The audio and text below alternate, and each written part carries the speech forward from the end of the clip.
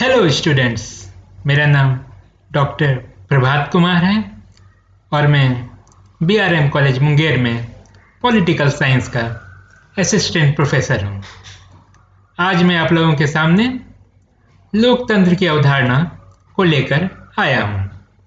आज हम लोग लोकतंत्र की अवधारणा और इसकी परिभाषा को समझेंगे और लोकतंत्र के गुण और दोष पर विचार करेंगे। यह टॉपिक पॉलिटिकल साइंस पार्ट 1 के ऑनर्स और सब्सिडरी दोनों ही के विद्यार्थियों के लिए उपयोगी है। तो आइए हम लोग लोकतंत्र के संबंध में जान के प्राप्त करते हैं। सबसे पहले हम लोग लोकतंत्र की अवधारणा को समझ लें। तो लोकतंत्र दो शब्दों से मिलकर बना है, लोक और तंत्र। लोकतंत्र अंग्रेजी में डेमोक्रेसी कहलाता है। अंग्रेजी का डेमोक्रेसी शब्द ग्रीक भाषा के डेमोक्रेटिया शब्द से आया है और डेमोक्रेटिया दो शब्दों से मिलकर बना है, डेमोस और क्रेटोस। डेमोस का अर्थ होता है पीपल और क्रेटोस का अर्थ होता है रूल या स्ट्रेंथ। तो इस तरह हम कह सकते हैं कि लोकतंत्र का शाब्दिक अर्थ हुआ लोगों का शासन। लोकतंत्र एक ऐसी शासन प्रणाली है जिसमें जनता अपने शासकों का चुनाव खुद करती है। लोकतंत्र एक ऐसी शासन प्रणाली है जो एक प्रकार की जीवन पद्धति से जुड़ी हुई है। इस जीवन पद्धति का मूल उद्देश्य और आधारभूत सिद्धांत समानता, स्वतंत्रता और बंधुता होती है। वर्तमान समय में लोकतंत्र को सबसे अच्छी शासन प्रणाली माना जाता है। इसका कारण यह है कि लोकतांत्रिक शासन प्रणाली के अंतर्गत नागरिकों को ज़्यादा से ज़्यादा अधिकार मिले होते हैं और उन्हें अलग अलग स्वतंत्रताएं प्राप्त होती हैं। लोकतंत्र के अंतर्गत ही लोगों को इन अधिकारों और स्वतंत्रता की रक्षा की गारंटी भी मिली होती है। अब हम लोग लोकतंत्र की कुछ परिभाषाओं को देख लें। यूनानी दार्शनिक वलियान ने कहा है कि लोकतंत्र एक ऐसी शासन प्रणाली होगी जो जनता के द्वारा हो और जनता के लिए हो। वहीं दूसरी तरफ अमेरिकी राष्ट्रपति अब्राहम लिंकन के अनुसार लोकतंत्र जनता के लिए और जनता द्वारा शासन है। दूसरी ओर डाइसी के अनुसार लोकतंत्र एक ऐसी शासन प्रणाली है जिसमें प्रभुत्व शक्ति संपूर्ण रूप में जनता के हाथ में रहती है, जिसमें जनता शासन से संबंधित मामले पर अपना अंतिम नियंत्रण रखती है और साथ ही यह निर्धारित करती है कि राज्य में किस प्रकार का शासन सूत्र स्थापित किया जाए। तो इन परिभाषाओं के आधार पर यह स्पष्ट है कि लोकतांत्रिक शासन प्रणाली एक ऐसी व्यवस्था है जिसका संचालन जनता के द्वारा किया जाता है। लोकतंत्र में शासन जनता की इच्छाओं पर आधारित होता है। इस प्रकार लोकतंत्र जनता के द्वारा और जनता के लिए स्थापित और विकसित की गई शासन प्रणाली है।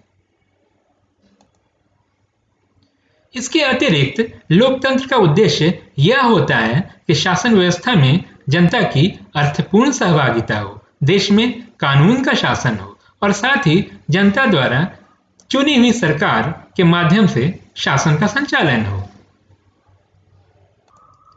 तो इस प्रकार हम लोगों ने लोकतंत्र की अवधारणा को समझा। अब हम लोकतंत्र के गुणों को देखेंगे। तो लोकतंत्र का सबसे पहला गुण है कि यह जनता के हित में शासन का संचालन होता है। लोकतंत्र को ऐसी शासन व्यवस्था माना जाता है जिसमें जनता की सुविधा, उसके कल्याण और विकास को प्राथमिकता दी जाती है। शासन द्वारा ऐसी नीतियां बनाई जाती हैं जिससे ज्यादा से ज्यादा जनहित हो। इसके अतिरिक्त ऐसे कार्यक्रम चलाए जाते हैं जिसके द्वारा जनता का ज्यादा से ज्यादा कल्याण और विकास हो और साथ ही ऐसे कानून बनाए जाते हैं जिससे लोगों के अधिकार, स्वतंत्रता और समाज में समानता को बढ़ावा मिले। लोकतंत्र का दूसरा गुण है जनता का राजनीतिक प्रशिक्षण।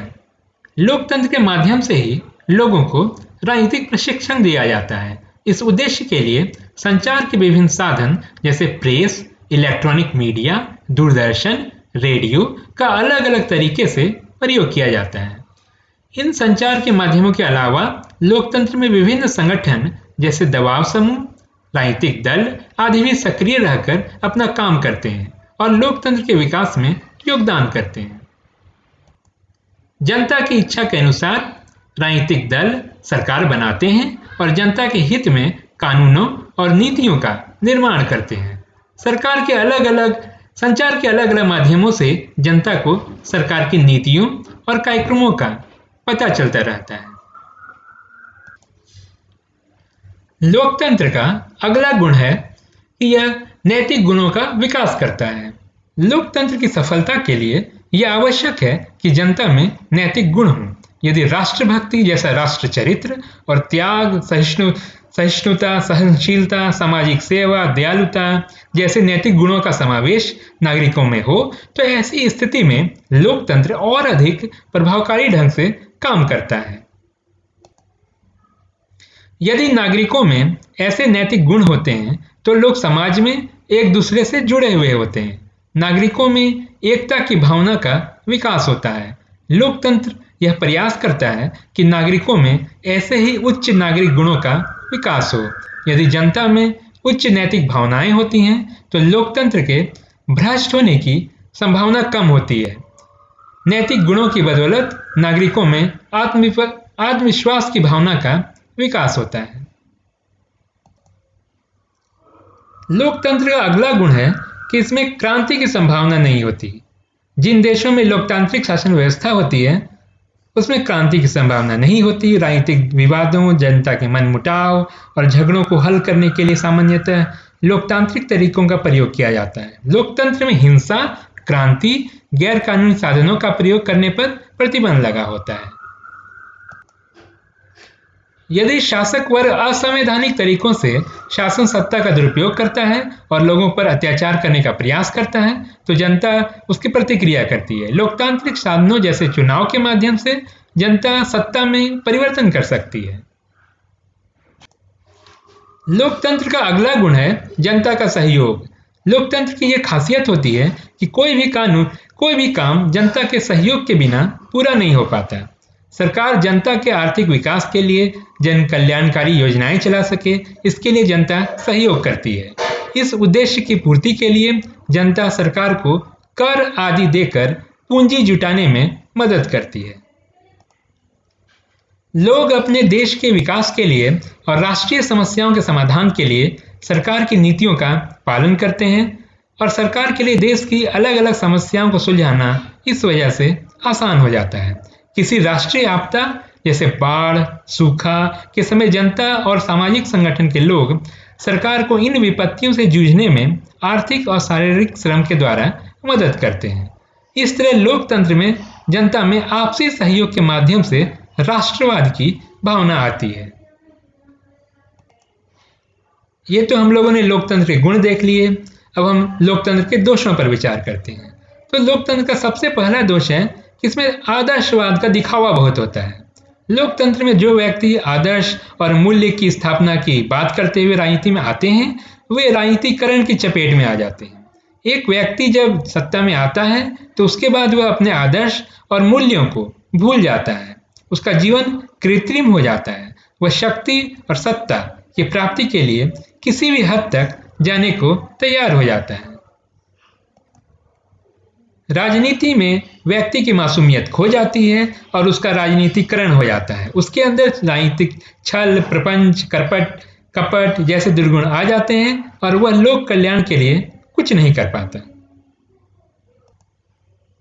लोकतंत्र का दूसरा दोष यह है कि सामाजिक समानता की स्थापना वास्तविक रूप में नहीं हो पाती।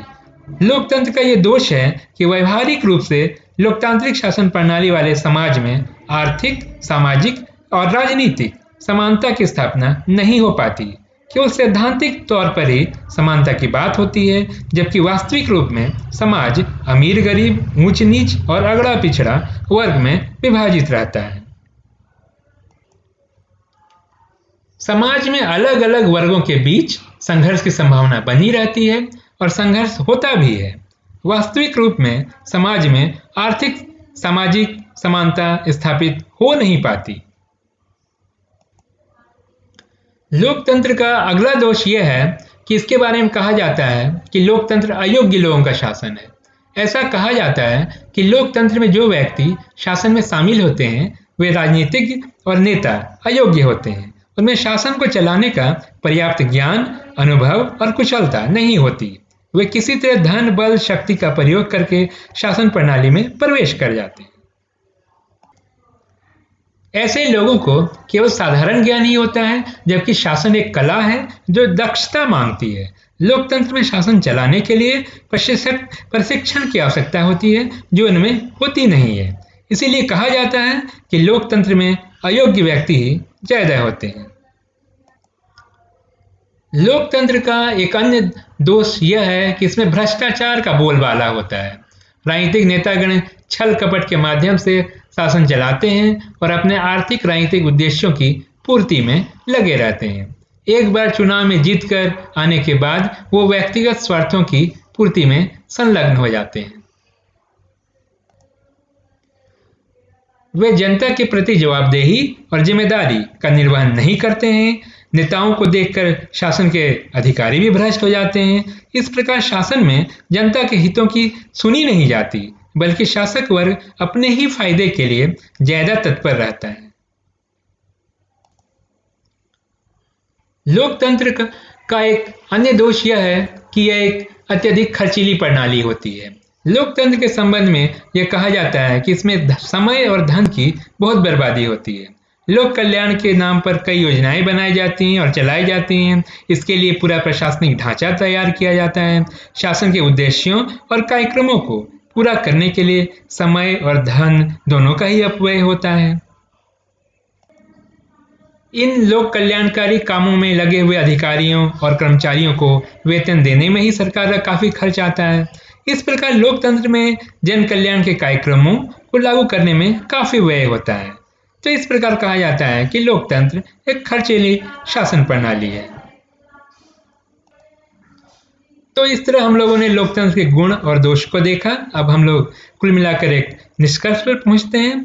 तो हम इस अध्ययन के आधार पर यह पाते हैं कि लोकतंत्र एक ऐसी शासन व्यवस्था है जो लोगों के लिए है। इसमें शासन की बागडोर जनता के हाथ में होती है। लोकतंत्र में शासन का मुख्य उद्देश्य जनता को स्वतंत्रता, अधिकार और समानता उपलब्ध कराना है। शासक वर्ग जनता के आर्थिक, राजनीतिक, सामाजिक विकास के लिए तत्पर रहता है और लोकतंत्र के अंतर्गत संपूर्ण जनता के हित के लिए लोक कल्याणकारी कार्यक्रम चलाए जाते हैं और जनता का विकास होता है। तो इस तरह से आज हम लोगों ने लोकतंत्र को समझा, उसकी अवधारणा, गुण, दोष, परिभाषाएं देखी। अगली बार मैं एक दूसरा टॉपिक लेकर के आप लोगों के सामने फिर आऊंगा। धन्यवाद।